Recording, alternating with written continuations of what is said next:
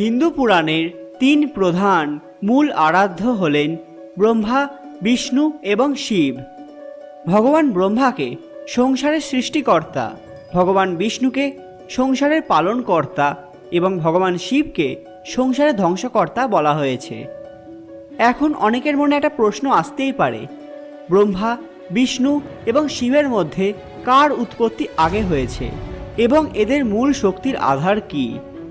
হিন্দু ধর্মের 18টি মহাপুরাণ থেকে এই বিষয়ের ওপর ভিন্ন তথ্য পাওয়া যায়, যার মধ্যে শিব পুরাণ এবং বিষ্ণু পুরাণ থেকে পাওয়া তথ্যকেই বেশি গ্রহণযোগ্য বলে মনে করা হয়। এই তিন মহাশক্তি বা ত্রিদেবের উৎপত্তি নিয়ে রয়েছে বেশ কিছু বিতর্ক। সকলকে আমাদের চ্যানেল পুরাণ কথায় স্বাগত। আজকে আমাদের আলোচ্য বিষয়, ত্রিদেবের কোন দেবতার উৎপত্তি আগে হয়েছে। এই বিষয়ে বিস্তারিত জানতে